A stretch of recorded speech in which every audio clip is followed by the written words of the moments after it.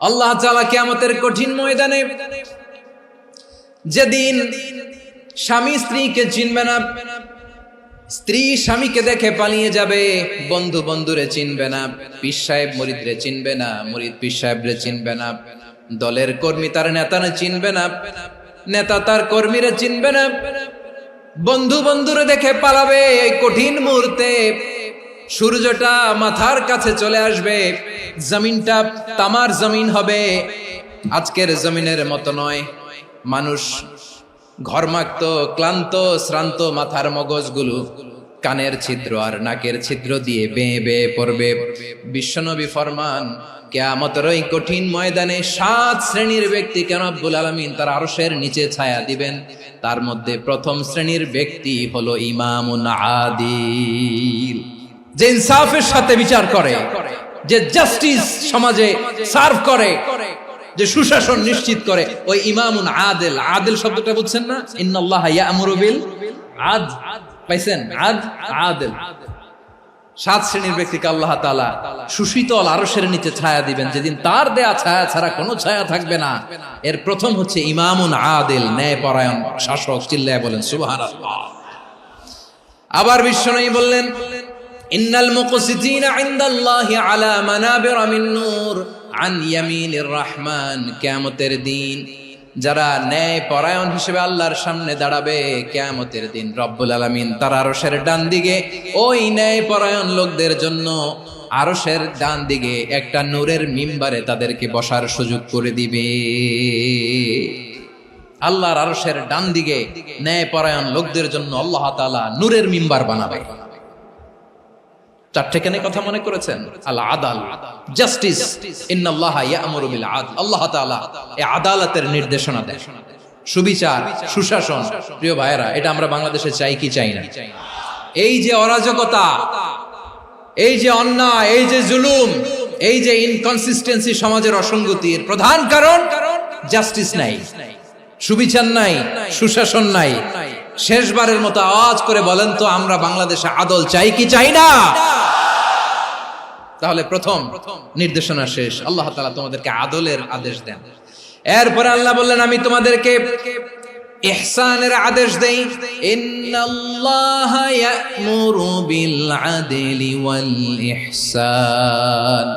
আমি তোমাদেরকে যেমনি আদলের নির্দেশনা দেই, তেমনি ভাবে তোমাদেরকে ইহসানের নির্দেশনা দেই। ইহসান, আওয়াজ করে সবাই বলেন তো ইহসান।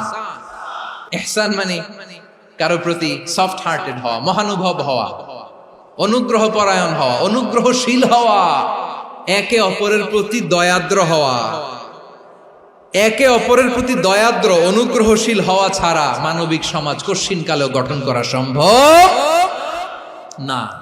প্রিয় ভাইয়েরা, সুন্দর আচরণ দিয়ে, ইহসান দিয়ে যা জয় করা যায়, নরম আচরণ দিয়ে যেটা অর্জন করা যায়, কঠোরতা দিয়ে সেটা পারা যায় না। বিষ্ণু ঈসা ইসলাম ইহসান দিয়ে, কোমল আচরণ দিয়ে, তার অনুগ্রহ দিয়ে তিনি অনেক কাফিরের হৃদয়কে জয় করে ফেলেছেন। সাইয়েদনা সুমামা ইবনে উসাল রাদিয়াল্লাহু তাআলা আনহুর কথা মনে পড়ে যায়। তিনি ছিলেন ইয়ামামার বাদশা। মদিনাতে বিশ্বনবীকে হত্যা করার নিয়তে এসেছিলেন। গোপনে গোপনে বিশ্বনবীকে হত্যা করে আবার ইয়ামামাতে তিনি ফিরে যাবেন। কিন্তু কি অবাক করা কাণ্ড, হত্যা করতে পারে নাই, সাহাবাদের হাতে তিনি ধরা পড়ে গেলেন। সাইয়েদনা সুমামা ইবনে উসাল রাদিয়াল্লাহু তাআলা আনহু হত্যার নিয়তে আসলেন, কিন্তু হত্যা করতে পারলেন না। সাহাবারা ওনাকে ধরে ফেললেন, ধরে মসজিদে নববীর পিলারের মধ্যে বেঁধে রাখলেন। সুমামা ইবনে উসাল, সিরাত থেকে শুনে, সিরাত থেকে শোনাচ্ছি, রাদিয়াল্লাহু তাআলা আনহু ইয়ামামার অধিপতি ছিলেন। বিশ্বনবীকে হত্যার জন্য আসছেন, ধরা পড়ে গেছেন, এখন মসজিদে নববীতে বেঁধে রাখছেন। তার মানে বন্দী। এখন স্ট্যাটাস কি? বন্দী, ক্যাপটিভ। তো বিষ্ণু ঈসা ইসলাম সাহাবাদেরকে বললেন, তার খোঁজ খবর নিও, সুমামা ইবনে উসালের খোঁজ খবর নিও। সাহাবার বলেন, ইয়া রাসূলুল্লাহ, আপনাকে হত্যা করতে এসেছে, তার তো কঠিন ক্যাপিটাল পানিশমেন্ট হওয়া দরকার, কঠিন শাস্তি হওয়া দরকার। বিশ্বনবী বললেন, না, আমি যেটা জানি তোমরা সেটা জানো না, তোমরা সুমামার সাথে ভালো আচরণ করো। বিশ্বনবী সুমামার কাছে গেলেন। প্রথম দিন যে তিনি কালেমার দাওয়াত দিলেন, ইমানের দাওয়াত দিলেন, ইসলামের দাওয়াত দিলেন, রিসালাতের দাওয়াত দিলেন, আখিরাতের দাওয়াত দিলেন। পরের দিন যে বিশ্বনবী সালাতের দাওয়াত দিলেন, যাকাতের দাওয়াত দিলেন, ইসলাম কি, কিভাবে, কেমন করে পালন করতে হয় চমৎকার আর্টিকুলেট করতে শুরু করলেন। তন্ময় হয়ে সুমামা ইবনে উসাল রাদিয়াল্লাহু তাআলা আনহু বিশ্বনবীর কথাগুলো শুনতে আরম্ভ করলো। একদিন নয়, 2 দিন নয়, টানা 3 দিন বিশ্বনবী সুমামার কাছে ইসলামকে প্রেজেন্ট করেছেন, উপস্থাপন করেছেন। আওয়াজ করে বলেন, কয় দিন? 3 দিন। 3 দিন মসজিদে নববীতে বাধা। আর সাহাবীদেরকে বললেন, তার খোঁজ খবর নিও, তোমরা যে রুটি বানাও এর মধ্যে সবচেয়ে ভালো আটার রুটিটা তারে দিও, সবচেয়ে রিফাইন্ড খেজুর, যেটা পিওর খেজুর, এটা তারে দিও। আর বিশ্বনবী নিজের উট থেকে দুধ দহন করে ওনার বাড়ির এক কর্মচারীকে বলেছেন, দুধ দহন করে সুমামার জন্য নিয়ে যেও। সুবহানাল্লাহ পড়বেন না? সবাই তো অবাক, ইয়ামামা থেকে আসছে নবীকে হত্যা করতে, বিশ্বনবী দেখে তারে জামাই আদর করে। একদিন নয়, 2 দিন নয়, টানা 3 দিন বিশ্বনবী এভাবে সুমামার কাছে যেয়ে ইসলামকে প্রেজেন্ট করতে আরম্ভ করলেন, ইসলামকে উপস্থাপন করতে শুরু করলেন। আর তাকে চমৎকার এন্টারটেইনমেন্ট, আপ্যায়ন দিতে আরম্ভ করলেন। টানা 3 দিন যখন ইসলামের দ্য বিউটিজ অফ ইসলাম, ইসলামের সুমহান বাণী, সৌন্দর্য তার কাছে উপস্থাপন শেষ, তাকে আপ্যায়ন শেষ, বিশ্বনবী বললেন সাহাবাদেরকে, যাও এবার সুমামার হাতের পায়ের রশি দুটো খুলে দাও। সাহাবারা তর্ক জুড়ে দিলেন, লা ইয়া রাসূলুল্লাহ, এমনটা করবেন না, তো ভয়ঙ্কর ভয়ঙ্কর খুনি, কি জানি কি হয়ে যায়। বিশ্বনবী বললেন, না, তার হাতে পায়ের রশিগুলো খুলে দাও। সাহাবারা বিশ্বনবীর কথা মতো তার হাতে পায়ের রশিগুলো খুলে দিল। সুমামা মুহূর্তের মধ্যে মসজিদে নববী থেকে বের হয়, ইয়ামামায় ফিরে না যে মসজিদে নববীর পাশে একটা খেজুর বাগান ছিল, সেখানে চলে গেলেন। সেখানে একটা ছোট্ট কুয়া ছিল, কুয়ার পানি দিয়ে তিনি গোসল করলেন। সুবহানাল্লাহ পড়েন। কুয়ার পানি দিয়ে গোসল করে মসজিদে নববীর সামনে এসে বিশ্বনবী এবং সাহাবাদের সামনে দাঁড়িয়ে সাব্বাবা উঁচু করে বললেন, আশহাদু আল্লা ইলাহা ইল্লাল্লাহ ওয়া আশহাদু আন্না মুহাম্মাদান আবদুহু ওয়া রাসূলুহু। আমি সাক্ষ্য দিচ্ছি আল্লাহ ছাড়া কোনো ইলাহ নাই, আর মুহাম্মদ আল্লাহ তাআলার প্রেরিত বান্দা এবং রাসূল। প্রিয় ভাইয়েরা, ইহসান দিয়ে যা জয় করা যায়, কঠোরতা দিয়ে সেটা কঠিনকালেও জয় করা যায় না। আওয়াজ করে বলেন, ঠিক কি না? এবার সুমামা দাঁড়িয়ে বলে, ওগো নবী, আমি তো কালিমা পড়ে মুসলমান হয়ে গেলাম, এবার শোনেন, এই মুহূর্তের আগে আপনার চেহারার চাইতে নিকৃষ্ট কোনো চেহারা আমার কাছে ছিল না, কিন্তু শাহাদা পাঠ করার পরে আপনার চেহারার চাইতে উত্তম শ্রেষ্ঠ কোনো চেহারা আমার কাছে আর নাই। ও নবী, আজকের দিনের আগে ইসলাম ধর্মের চেয়ে নিকৃষ্ট অপছন্দনীয় কোনো ধর্ম আমার কাছে ছিল না, কিন্তু এই মুহূর্ত থেকে ইসলামের চেয়ে সেরা শ্রেষ্ঠ পছন্দনীয় কোনো ধর্ম আমার কাছে নাই। নবী গো, আজকের দিনের আগে মদিনার চাইতে অপছন্দনীয় নিকৃষ্ট কোনো শহর আমার কাছে ছিল না, কিন্তু এই মুহূর্তের পর থেকে মদিনার চাইতে কোনো শ্রেষ্ঠ শহর আমার জানা নাই। সে ছিল গমের বড় ডিলার, গম বেচত। কি বেচত? তার গম কিনে মক্কার লোকেরা রুটি খাইতো। সে ঘোষণা দিল, আজকে থেকে মক্কাবাসীদের জন্য সব গম আমি হারাম করে দিলাম, মক্কাবাসী এখন না খেয়ে মরে। সুবহানাল্লাহ পড়বেন না? মক্কাবাসী বিশ্বনবীর কাছে আসলেন, এসে বললেন, মুহাম্মদ, আমরা তো তোমার ভাই, তোমার চাচা, তোমার ভাতিজা, তোমার আত্মীয়, তুমি সুমামারে বলো সে যেন আবার গমের সাপ্লাই মক্কার জন্য অনুমতি দিয়ে দেয়। বিশ্বনবীর অনুমতি ক্রমে সুমামা আবার মক্কাতে গম পাঠাতে শুরু করলো। পড়েন সুবহানাল্লাহ। ইহসান, ইহসান দিয়ে আপনি যেটা জয় করতে পারবেন, you can win the heart of your enemies. ইহসান দিয়ে আপনি আপনার শত্রুর হৃদয়কে জয় করতে পারবেন। এজন্য আল্লাহ বললেন, ওয়া আনফিকু ফি সাবিলিল্লাহি ওয়া লা তুলকু বিআইদিকুম ইলাত তাহলুকা ওয়া আহসিনু ইন্নাল্লাহা ইউহিব্বুল মুহসিনিন। তোমরা আল্লাহর রাস্তায় দান করবে আর নিজেরা নিজেদেরকে ধ্বংসের হাতে ঠেলে দিও না। তোমরা একে অপরের প্রতি ইহসান করবে, কারণ ইহসানকারীদেরকে আল্লাহ বড় ভালোবাসেন। সুবহানাল্লাহ পড়েন। আবার সূরা রহমানে আল্লাহ বললেন, হাল জাযাউল ইহসানি ইল্লাল ইহসান ফাবিআইয়ি আলা, সবাই পড়েন, ফাবিআইয়ি আলাই রাব্বিকুমা তুকাযযিবান। ইহসানের প্রতিদান হিসেবে ইহসানি হয়। বিশ্বনবী সুমামার প্রতি যেমন ইহসান করেছেন, সুমামাও ঠিক তেমন ইহসান ফিরিয়ে দিয়েছে। ঠিক কিনা বলেন? তাহলে এক নম্বরে হচ্ছে আদ, ন্যায় বিচার। দুই নম্বরে সবাই বলেন ইহসান, সদাচরণ। ইহসান দুই ধরনের প্রিয় ভাইরা, ইহসান ফিল ইবাদা, ইহসান ফিল মুআমালা। ইহসান ফিল ইবাদা হচ্ছে একাগ্র অনুভবে ইবাদতে ডুব দেওয়া, এর নাম ইবাদতের ইহসান। সুবহানাল্লাহ পড়ুন। বিশ্বনবী বলেন ইহসান মানে কি জানো নাকি? হাদিসে জিবরিলে সাইয়েদনা জিবরিল আলাইহিস সালাম বিশ্বনবীকে বললেন আখবিরনি আনিল ইহসান। নবী আমাদেরকে বলেন ইহসান মানে কি? বিশ্বনবী বললেন আনতা আবুদাল্লাহা কাআন্নাকা তারাহু ফাইন লাম তাকুন তারাহু ফাইন্নাহু ইয়ারাক। ইহসান মানে হলো এমন ভাবে তুমি আল্লাহর সামনে নিজেকে উজাড় করে ইবাদত করবে, তুমি ভাববে তুমি আল্লাহকে দেখতে পাচ্ছ। আর এটা যদি ভাবা তোমার জন্য কঠিন হয়ে যায়, অন্তত এতটুকু তুমি ভাববা যে আল্লাহ তোমাকে দেখতে পাচ্ছেন। ঠিক কিনা বলেন? ও আমার বীর চট্টলার ভাইয়েরা, কেউ যেটা দেখে না সেটা দেখে কে? এই বিশ্বাস হৃদয়ের মধ্যে আছে? নামাজে যখন দাঁড়ান এই ফিলিংসটা আনা যাবে? এসা পর্যন্ত যে আমরা হায়াত পাবো কোনো গ্যারান্টি আছে? সবাই আওয়াজ করে বলেন গ্যারান্টি আছে? গ্যারান্টি নাই। এজন্য বিষ্ণু ইসলাম বলেছে এমন ভাবে নামাজে দাঁড়াও, ইবাদত করো, মনে করো হতে পারে এটাই আমার জীবনের শেষ নামাজ। পারফর্ম দ্য সালাহ as if this is your last and final prayer. এমন ভাবে সালাতে দাঁড়াও, ভাবো হতে পারে এটাই তোমার জীবনের শেষ নামাজ। এমন ভাবে নামাজে দাঁড়াও, ভাবো এটাই শেষ নামাজ। তাহলে নামাজে একাগ্রতা বাড়ায় দিবে কে? ফলে ইবাদতের ইহসান আমাদের অর্জিত হবে। আর মুআমালাতে ইহসান হলো, বিশ্বনবী বলেন ইন্নাল্লাহা তাবারাকা ওয়া তাআলা কাতাবাল ইহসানা আলা কুল্লি শাই ফাইযা কাতালতুম ফাআহসিনুল কিতলা ওয়া ইযা যাবাহতুম ফাআহসিনুয যাবহা ওয়ালিয়ুহিদ্দা আহাদুকুম শাফরাতাহু ওয়ালিয়ুরিহ যাবিহাতাহু। ইহসান দুই ধরনের, আওয়াজ করে বলতে হবে কয় ধরনের? একটা হচ্ছে ইহসান ফিল ইবাদা, ইবাদতে ইহসান। ইবাদতে ইহসান কি? একাগ্র অনুভব দিয়ে ইবাদত করা, মন প্রাণ দিয়ে ইবাদত করা। আর মুআমালাতে ইহসান কি? সব কাজে, দৈনন্দিন কাজে, কর্মে, সামাজিক অ্যাক্টিভিটিতে কোমলতা প্রদর্শন করা, অনুগ্রহের সাথে সবকিছু করা। আল্লাহ তাআলা ইন্নাল্লাহা তাবারাকা ওয়া তাআলা কাতাবাল ইহসানা আলা কুল্লি শাই, তিনি সবকিছুর ব্যাপারে ইহসানকে আবশ্যক করেছেন।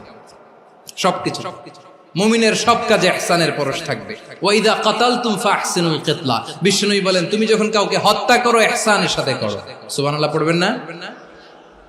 যখন হত্যা করো তখনও ইহসানের সাথে। আচ্ছা হত্যা করবো আবার ইহসান আসবে করতে করে তো মেরেই ফেলবো আমি।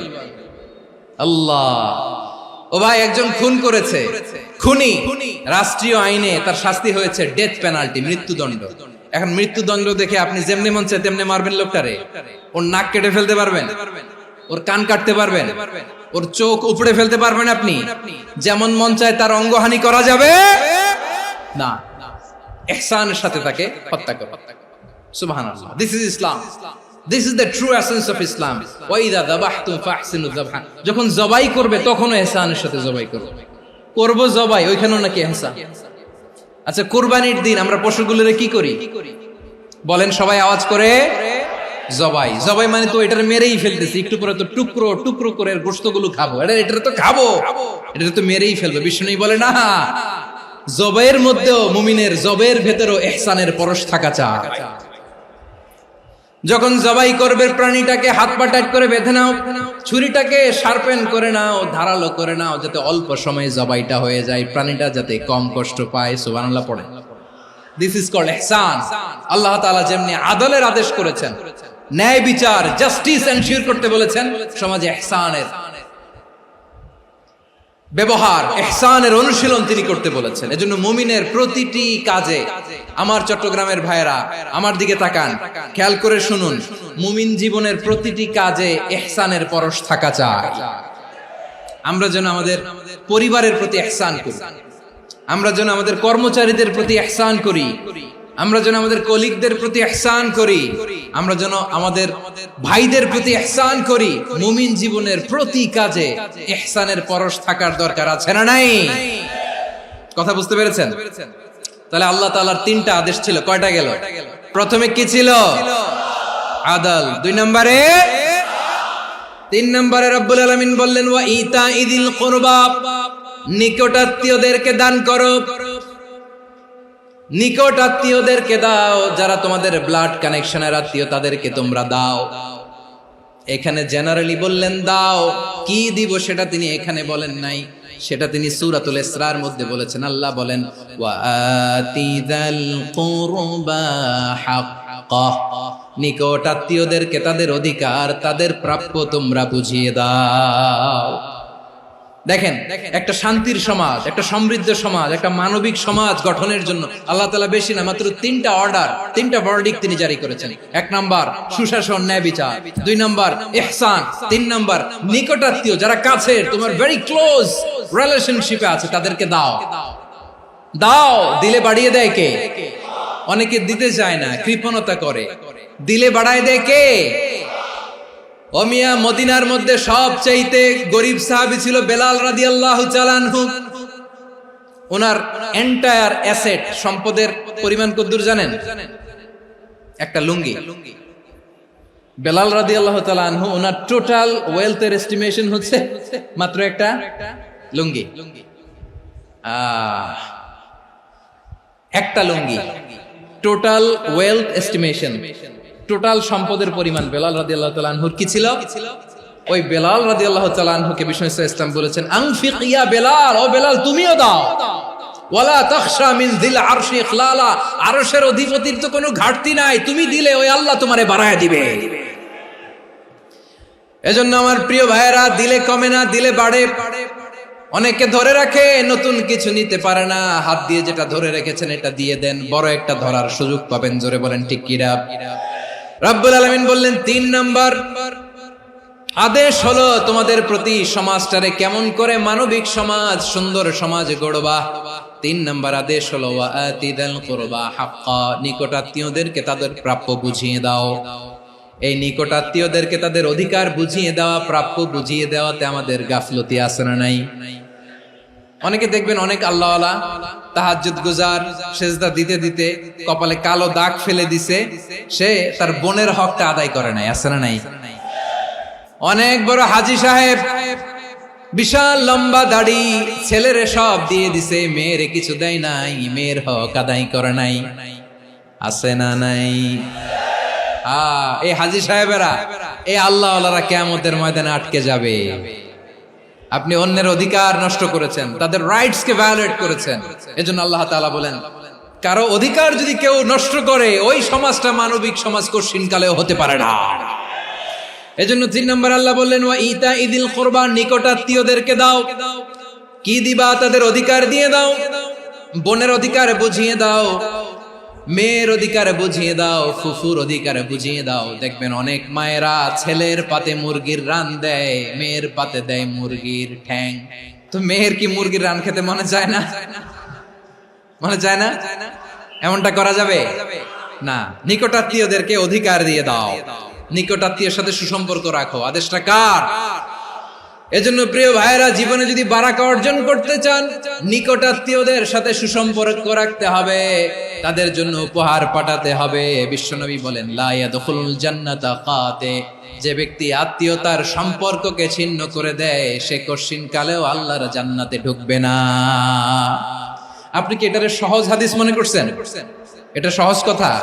আপনি ভাবছেন আপনার নামাজ আপনারে বাঁচাতে পারবে, আপনার রোজা বাঁচাতে পারবে, আপনার তাহাজ্জুদ আপনারে বাঁচাতে পারবে? অধিকার নষ্ট করলে কিছুই আপনারে বাঁচাতে পারবে না। এজন্য নিকট আত্মীয়দেরকে দিতে হবে বেশি বেশি। বিশ্বনবী বলেন ইন্না সাদাকাতা আলাল মিসকিনি সাদাকা ওয়া আলা যির রাহিমি ইসনাতান সাদাকাতুন ওয়া সিলা। মিসকিন রে দান করলে শুধু দানের সওয়াব হয়, নিকট আত্মীয়কে দান করলে দুইটার সওয়াব হয়, সাদাকার সওয়াব হয়, আবার আত্মীয়তার বন্ধন অটুট রাখার সওয়াব হয়ে যায়।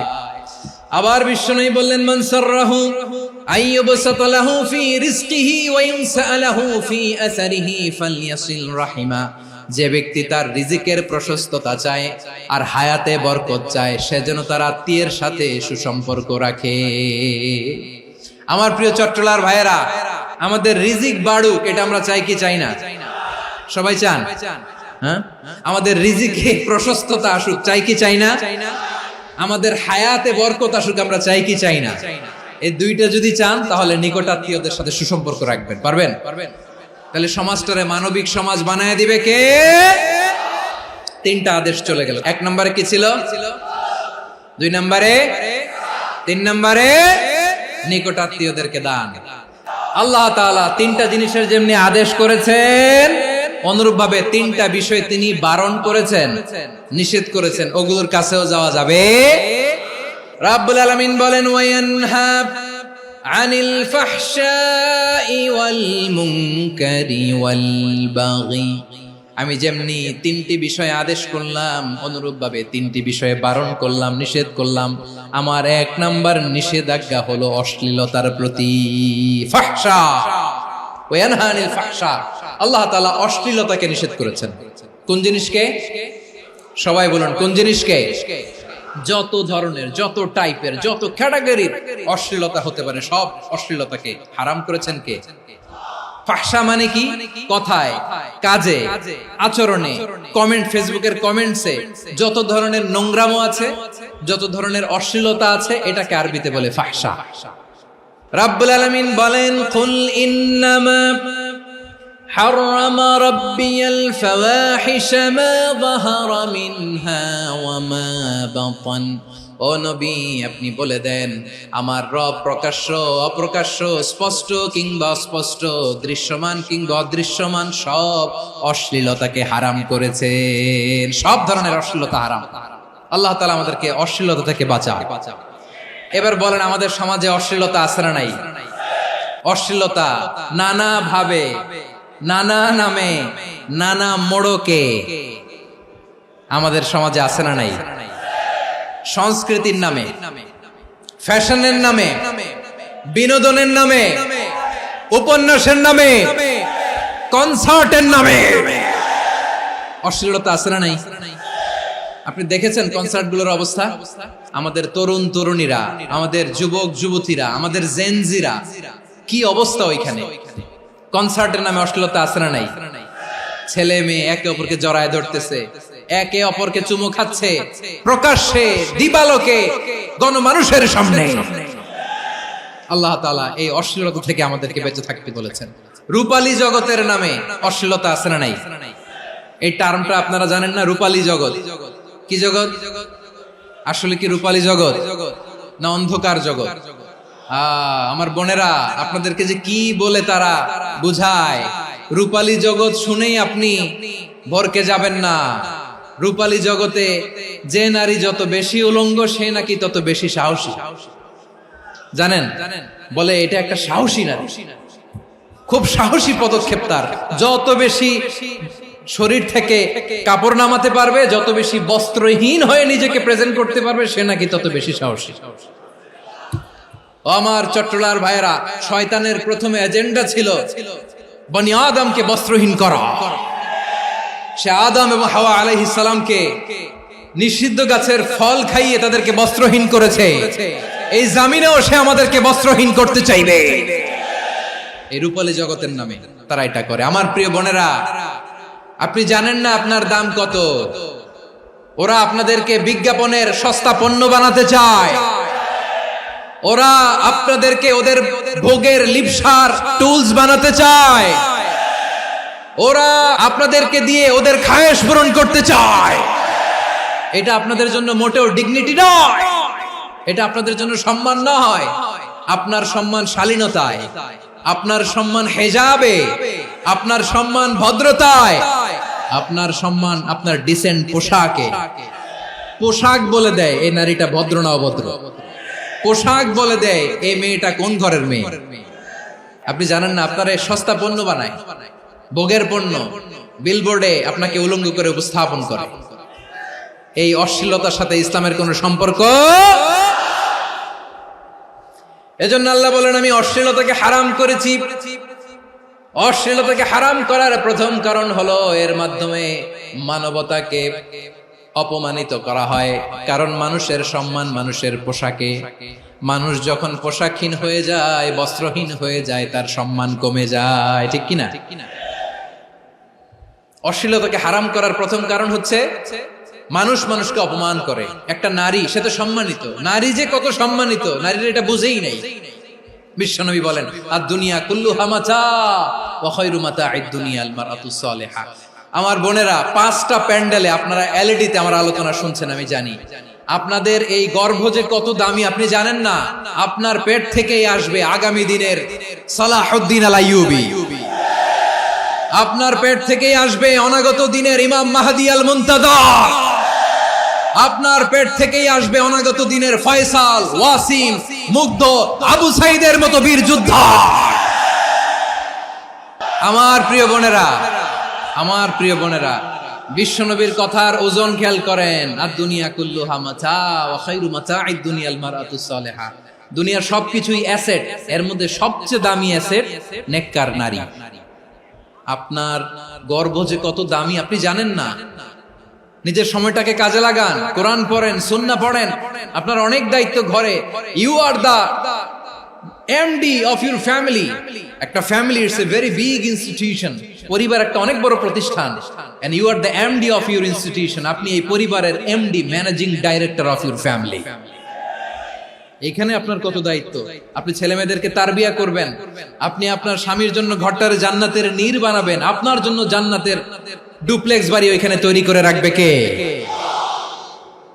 আপনি যে কত দামি আপনি জানেন না। নারীদেরকে আল্লাহ বানিয়েছেন উচ্চতর করে, নিম্নতর নয়। নারীদেরকে ছোট্ট জিনিস দিলে এটারে বড় করে দেয়।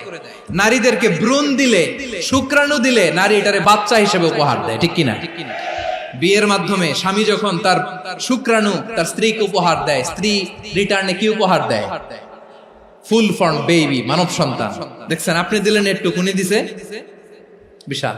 আপনি যদি নারীকে বাজার এনে দেন, নারী এটাকে সুস্বাদু খাবারে রূপান্তর করে দেয়। আপনি তাকে একটা মুচকি হাসি দিয়ে দেন, সে তার কলিজা দিয়ে দেয়। কিন্তু যদি আপনি তার মনে কষ্ট দেন, সে আপনার জীবনকে জাহান্নাম বানায়া দেয়। নারীর মন বুঝতে পারলে নেয়ামত, বুঝতে না পারলে কিয়ামত।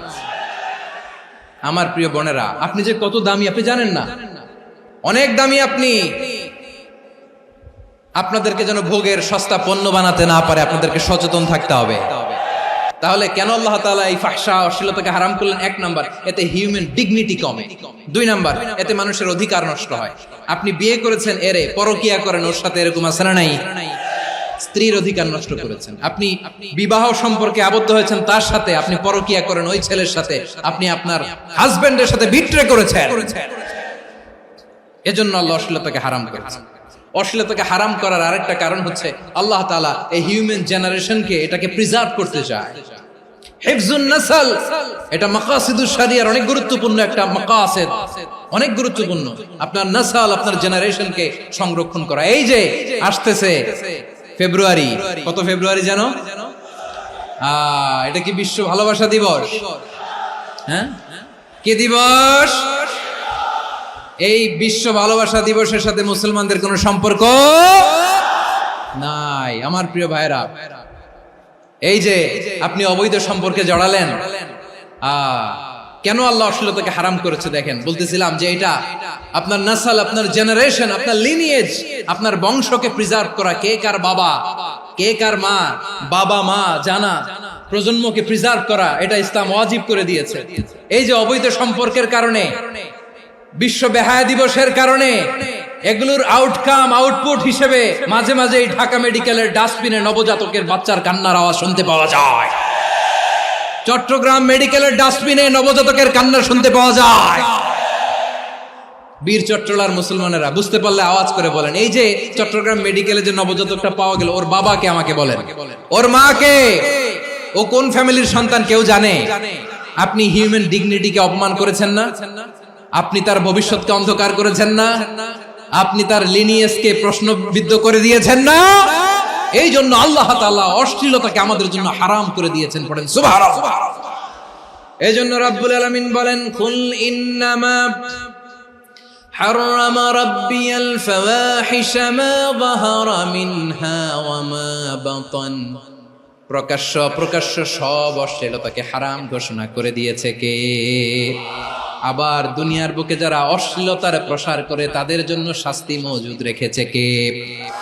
রাব্বুল আলামিন বলেন, ইন্নাল্লাযীনা يحبون أن تشيع الفاحشة في الذين آمنوا لهم عذاب أليم في الدنيا والآخرة والله يعلم وأنتم لا تعلمون নিশ্চয়ই যারা বিশ্বাসীদের মাঝে অশ্লীলতার প্রচার প্রসার করতে চায় তাদের জন্য আমি মর্মন্তুদ শাস্তি প্রস্তুত করে রেখেছি, দুনিয়াতেও রেখেছি, আখিরাতেও রেখেছি। ঘোষণাটা কার?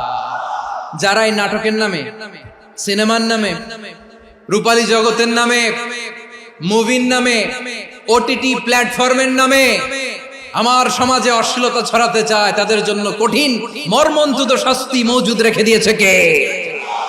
ও আমার বোনেরা, এখনো আপনি জাগবেন না? এখনো আপনার চিন্তার দুয়ারে এখনো নাড়া পড়ে নাই? ওরা আপনাকে উলঙ্গ বানাতে চায়, ওরা আপনাকে আইটেম গার্ল বানাতে চায়। এজন্য ইসলাম অশ্লীলতাকে হারাম করেছে। হারাম। ইসলাম বলেছে যোজন যোজন দূরে থাকো, ওরা বলে না কাছে আসো, কাছে আসার গল্প, ক্লোজ আপ ওয়ান, কাছে আসার গল্প আছে না নাই? তাহলে অশ্লীলতার সাথে আমাদের কোনো সম্পর্ক?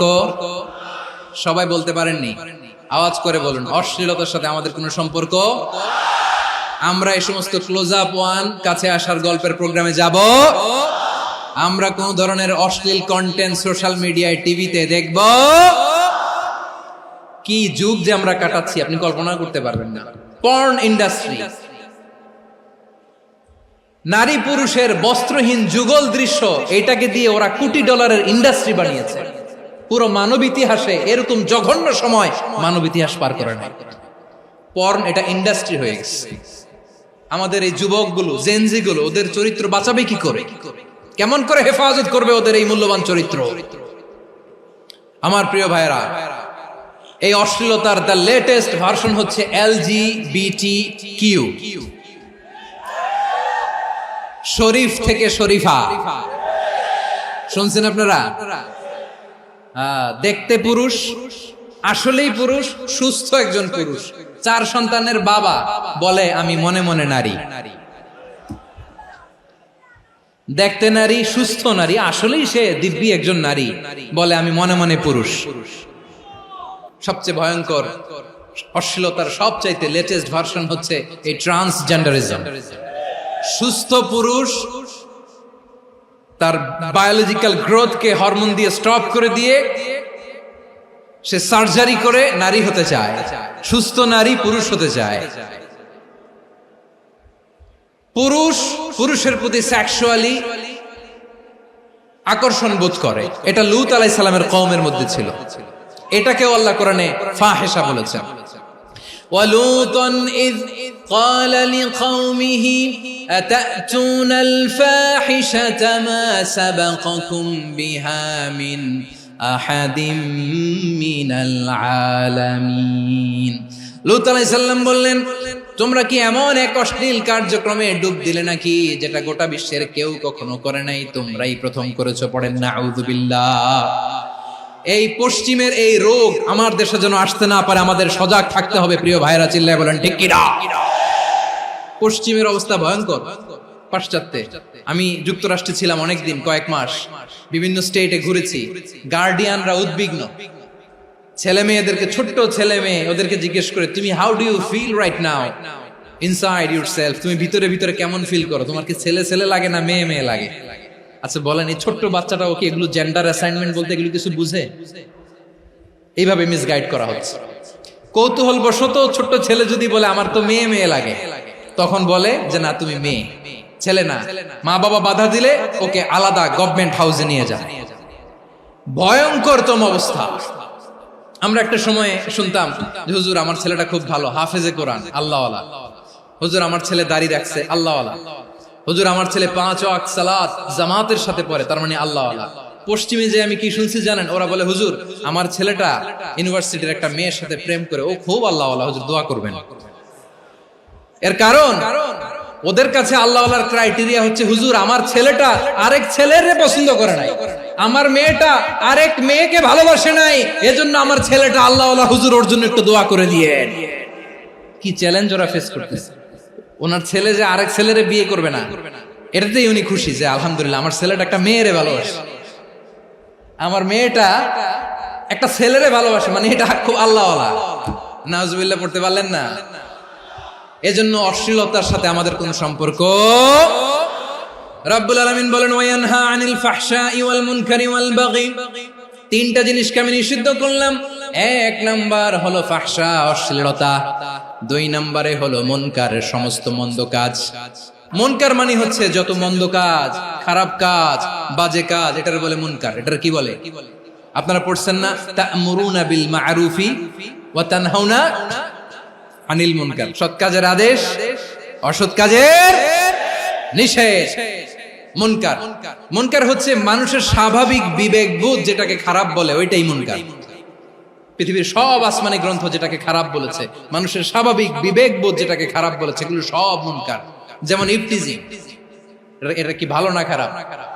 মজুদদারি, খাদ্যে ভেজাল দেওয়া, ওজনে কম দেওয়া, মাছে ফরমালিন মিশানো, চাঁদাবাজি, টেন্ডারবাজি, দখলবাজি, এগুলো আমাদের স্বাভাবিক বিবেকেই বলে এগুলো খারাপ, এগুলো হচ্ছে মুনকার। আল্লাহ তাআলা এই মুনকার থেকে আমাদেরকে বেঁচে থাকতে বলেন, আর শয়তান এই মুনকারের প্রতি আমাদেরকে উদ্বুদ্ধ করে।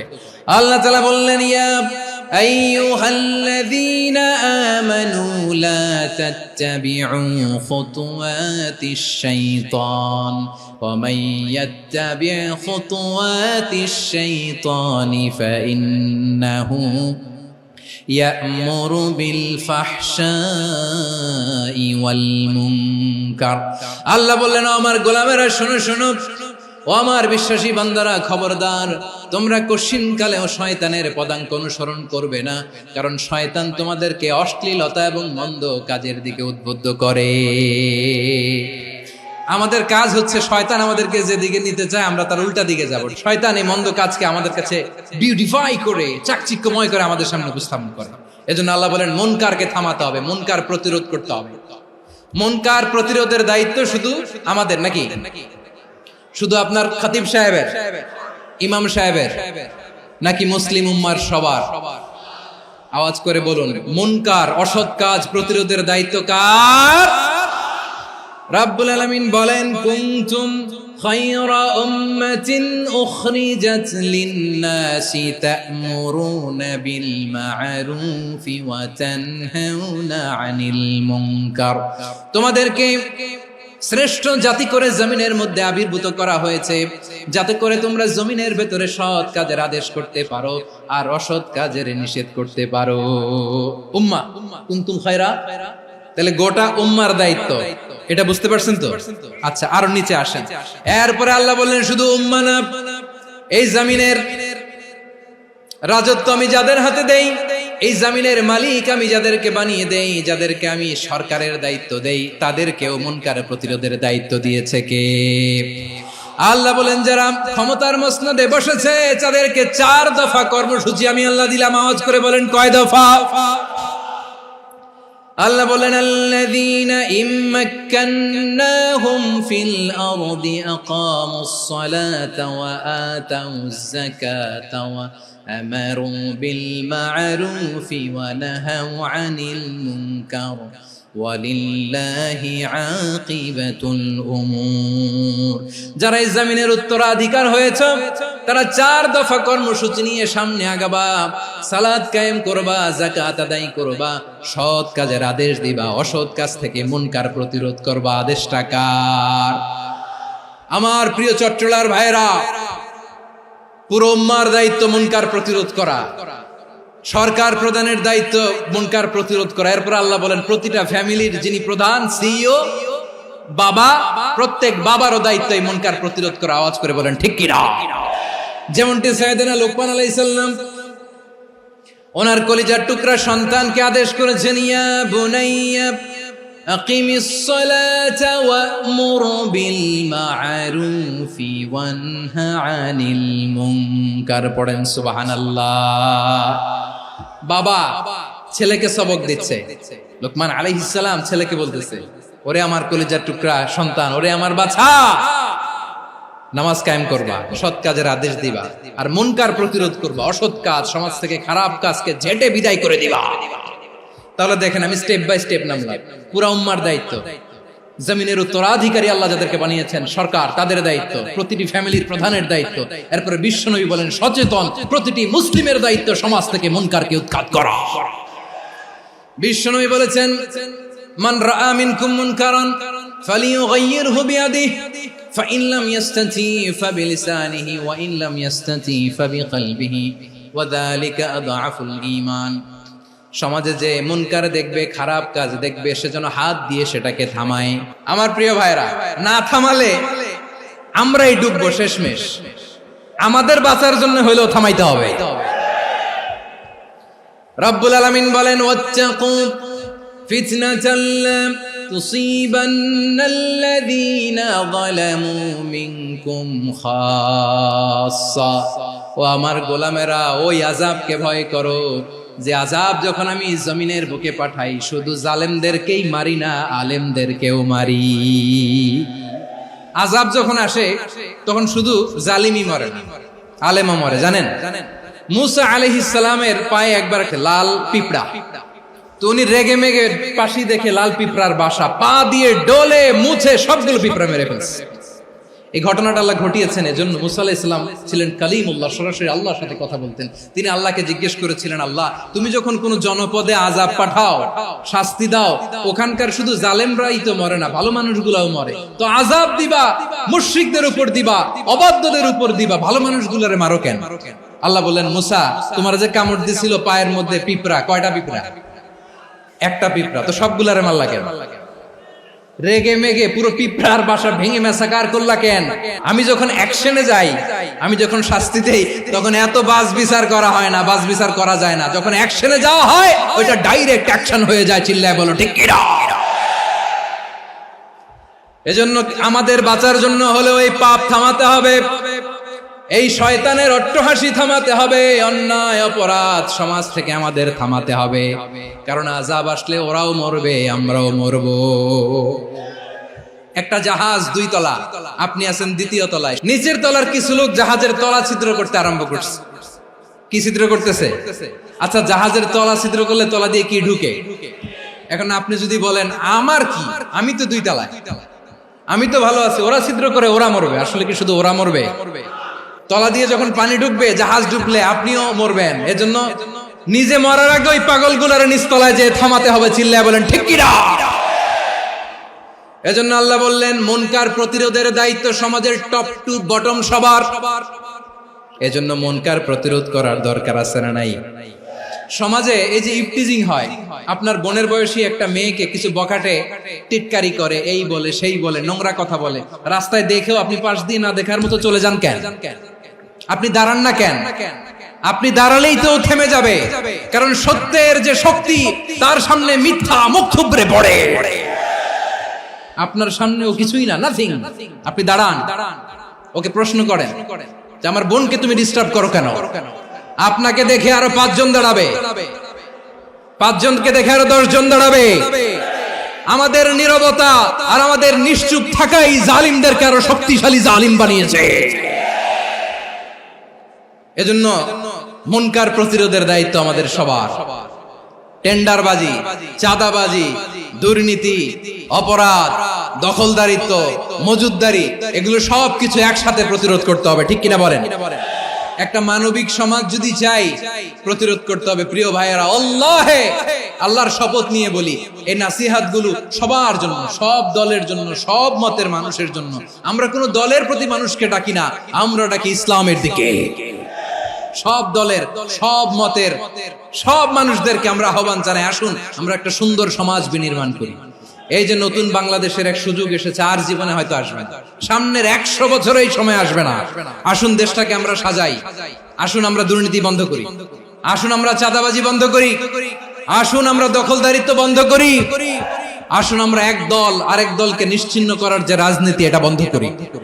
সব দলের প্রতি আমার আহ্বান, আমরা চাঁদাবাজ মুক্ত বাংলাদেশ চাই, জুলুম মুক্ত বাংলাদেশ চাই, ফ্যাসিজম মুক্ত বাংলাদেশ চাই, গুণ খুন খারাপি মুক্ত বাংলাদেশ চাই, আমরা নতুন ভোরের বাংলাদেশ চাই।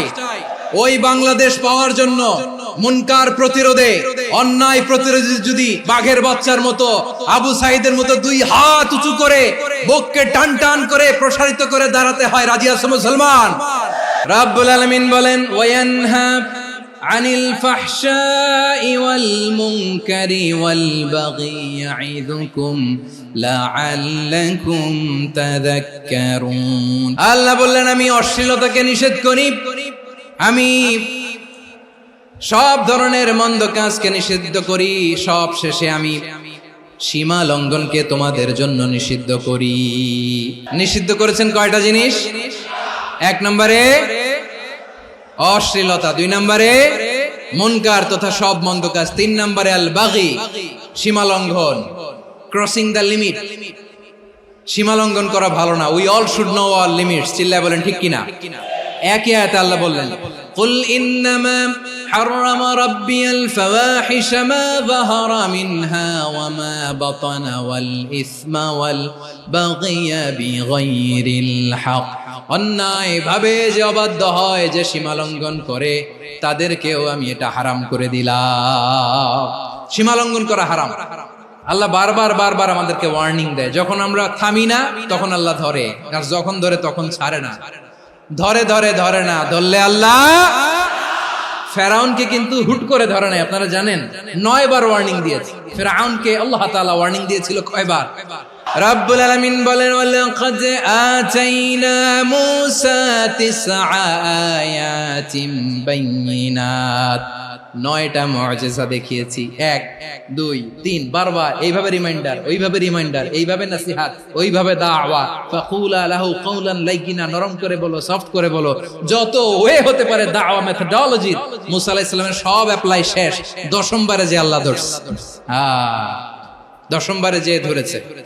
এজন্য আল্লাহ বলেন আমি সীমা লঙ্ঘনকে পছন্দ করি না। কোরআনের অন্য আয়াতে বাগীকে বলা হয়েছে আল ইতিদা। সীমা লঙ্ঘন যারা করে তাদেরকে আল্লাহ বলেছেন মুতাদিন। ওয়াকাতিলু ফি সাবিলিল্লাহিল্লাযীনা ইউকাতিলুনাকুম ওয়া লা তা'তাদু ইন্নাল্লাহা লা ইউহিব্বুল মুতাদিন। আমি সীমা লঙ্ঘনকারীদেরকে কোশ্চিনকালেও পছন্দ করি না। আমরা যেন সীমা লঙ্ঘন না করি, রাজি আছেন তো? যে কোনো ক্ষেত্রে ইবাদতে যেন সীমা লঙ্ঘন না করি। অনেকে আমরা ইবাদতে সীমা লঙ্ঘন করে ফেলি। বিশ্বনবী সাল্লাল্লাহু আলাইহি ওয়াসাল্লাম যেটা শিখিয়েছেন এর বাইরে যে অতিরিক্ত বুজুর্গ হতে চায়, এরকম আছে না নাই? কোন ক্ষেত্রেই সীমা লঙ্ঘন করা যাবে, এমনকি যুদ্ধ ক্ষেত্রেও না। বিশ্বনবী সাল্লাল্লাহু আলাইহি ওয়াসাল্লাম বলেন খবরদার যুদ্ধ ক্ষেত্রেও সীমা লঙ্ঘন করো না।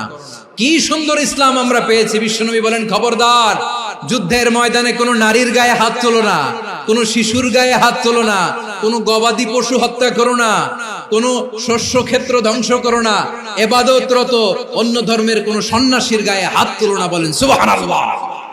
তাহলে আমরা সীমা লঙ্ঘন করতে পারবো? প্রিয় ভাইরা, একটা সুখী, সমৃদ্ধ, শান্তির সমাজ, মানবিক সমাজ যদি আমরা গঠন করতে চাই, আমাদের আল্লাহর দেয়া কয়টা আদেশ মানতে হবে বলেন দেখি? আর বেঁচে থাকতে হবে কয়টা জিনিস থেকে? আল্লাহর আদেশ কি? 1 নাম্বার আদাল, ন্যায়পরায়ণতা। আমরা সুবিচার, সুশাসন, ন্যায় বিচার চাই কি চাই না? 2 নম্বরে কি ছিল? মাশাআল্লাহ, আমরা যেন সবার প্রতি দয়া পরবশ হই, ইহসান করি। 3 নম্বরে কি ছিল? নিকটাত্মীয়দের দান করা, তাদের অধিকার প্রাপ্য বুঝিয়ে দেওয়া। পাশাপাশি 3টা জিনিস থেকে আল্লাহ বারণ করেছেন, নিষেধ করেছেন। তার প্রথমটা ফাহশা, অশ্লীলতা। অশ্লীলতার সাথে আমাদের কোনো সম্পর্ক। 2 নম্বর নিষেধাজ্ঞা কি ছিল? আল মুনকার, সমাজের যত মন্দ কাজ এগুলোকে আমরা প্রতিরোধ করব। রাজি আছেন তো সবাই? 3 নম্বরে আল বাগী, সীমালঙ্ঘন। কোন মুসলিম সীমালঙ্ঘন করে না। রাব্বুল আলামিন শেষে বললেন ইয়াইদুকুম লাআল্লাকুম তাযাক্কারুন। আল্লাহ তোমাদেরকে উপদেশ দেন যাতে তোমরা শিক্ষা গ্রহণ করো। আমরা উপদেশ দেব, আমরা জোর করে কাউরে কিছু মানাতে চাই না। লা ইকরাহা ফিদ্দিন ওয়াযাক্কির ফাইন্না যিকরা তানফাউল মুমিনিন। উপদেশ দিলে এটা মুমিনদের কাজে দেয়। লাস্তা আলাইহিম বিমুসাইতির ইন্নামা আনতা মুযাক্কির। নবী হে, আপনি রিমাইন্ডার দাতা, আপনি উপদেশ দিবেন। আমরাও বিশ্বনবীর এই হাদিসগুলো থেকে, কোরআনের আয়াত থেকে রিমাইন্ডার, এই কথামালা বাণী বাহক হিসেবে এই বাণীগুলো আপনাদের সাথে কাছে পৌঁছে দিলাম। আমরা আল্লাহ তাআলার কাছে প্রার্থনা করি, আল্লাহ আমরা যেন আদল দিয়ে আমাদের সমাজকে গঠন করতে পারি। আল্লাহ আমরা যেন ইহসান করতে পারি। আমরা যেন নিকটাত্মীয়দের দান করতে পারি। আল্লাহ যত ধরনের অশ্লীলতা, অনাচার, মন্দ কাজ, সীমালঙ্ঘন, অবাধ্যতা থেকে যেন আমরা বেঁচে থাকতে পারি। আল্লাহ তাআলা আমাদের সবাইকে কথাগুলো বুঝার ও আমল করার তৌফিক দান করুক। হাযা মা ইনদি ওয়াল ইলমু ইনদাল্লাহ আলাইহি তাওয়াক্কালতু ওয়া ইলাইহি উনীব। সুবহানাকাল্লাহুম্মা বিহামদিকা আশহাদু আল্লা ইলাহা ইল্লা আনতা আস্তাগফিরুকা ওয়া আতুবু ইলাইক।